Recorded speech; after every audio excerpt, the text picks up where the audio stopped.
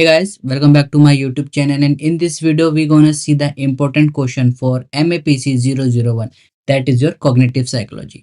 जैसा कि आप लोगों को सभी पता है, यहाँ पर जो भी क्वेश्चन चूज करे जाते हैं वो मेरे लिए पर्सनली इम्पोर्टेंट रहते हैं। ना ही कोई ये स्पॉन्सर है, ना ही किसी तरीके की वीडियो रहती है। सिर्फ आपको यहाँ पर ये बताया जाता है कि कौन से important question from the aspect of the psychology या फिर आपके फ्यूचर के लिए, या अगर आप फ्यूचर में किसी भी एग्जामिनेशन को फेस करते हैं या इंटरव्यू को फेस करते हैं, तो आपको ये क्वेश्चंस आने ही आने चाहिए। क्वेश्चंस का क्राइटेरिया हमने ये देख रखा है कि आपके इग्नू में ये 2 या 2 से ज़्यादा बार आ रखे हैं, और from the perspective of your psychology ये क्वेश्चन आपके सबसे ज़्यादा इंपॉर्टेंट रहेंगे।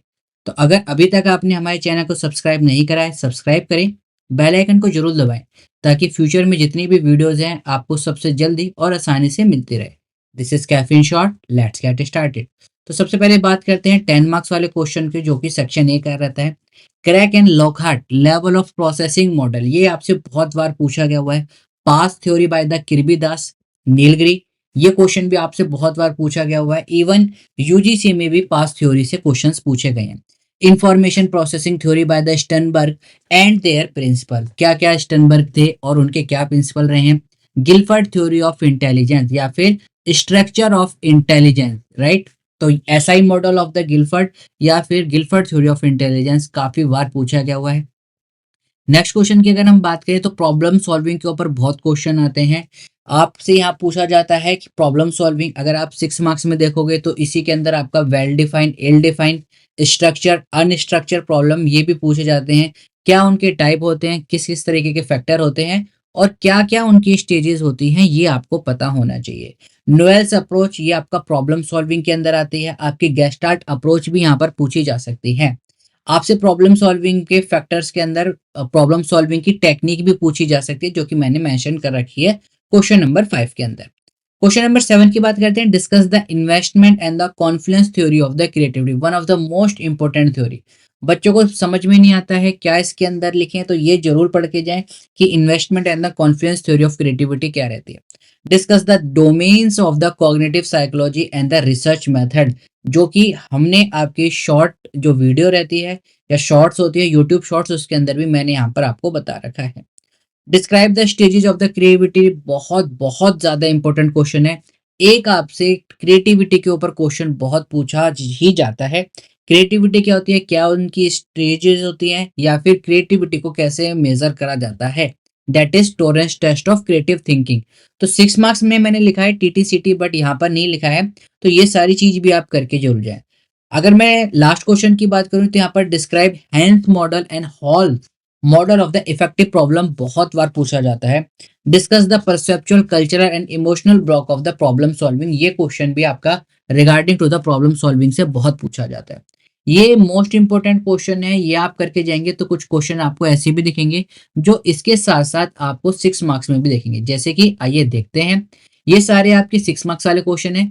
देखिए, प्रॉब्लम सॉल्विंग के अंदर आपके दो टेक्निक्स यूज होती हैं।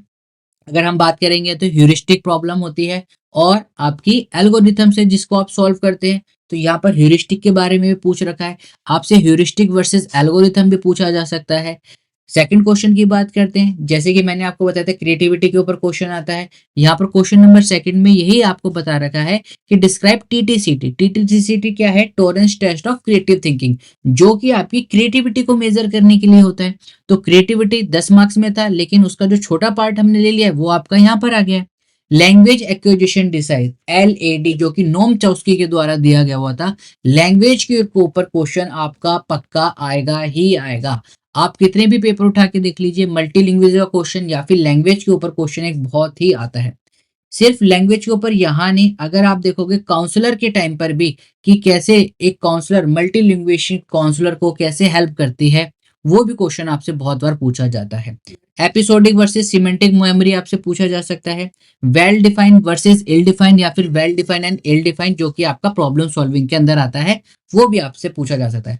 मल्टीलिंग्विज्म, नॉट लैंग्विज्म, मल्टीलिंग्विज्म और उसके बेनिफिट आपसे पूछे जा सकते हैं। Explain the Kintsch model of comprehension, one of the most important question. Question number 8 की बात करें, aspects and the theory of the creativity, जो कि हमने आपका सेक्शन ए में भी हमने बात करी है इसके बारे में। ओके, तो क्वेश्चन नंबर 9 की बात करते हैं, importance of the cultural block. किस तरीके से जो आपके कल्चर है उनका इन्फ्लुएंस पड़ता है आपकी प्रॉब्लम सॉल्विंग पे, कैसे आपका जो कल्चरल इन्फ्लुएंस है वो हिंड्रेंस प्रोवाइड कर पाता है प्रॉब्लम सॉल्विंग में, कैसे आपका जो कल्चरल है वो एक इंपॉर्टेंट रोल प्ले करता है ड्यूरिंग द प्रॉब्लम सॉल्विंग। इस तरीके से क्वेश्चन को घुमा फिरा के पूछा जा सकता है। What are the key issue in the study of the cognitive psychology. जब हम कॉग्निटिव साइकोलॉजी पढ़ते हैं क्या क्या ऐसे इशू आते हैं, और एक आपका स्पीच साउंड डिसऑर्डर या तो 6 मार्क्स में पक्का आएगा या 3 मार्क्स में आपका बहुत बहुत इंपॉर्टेंट क्वेश्चन है, राइट।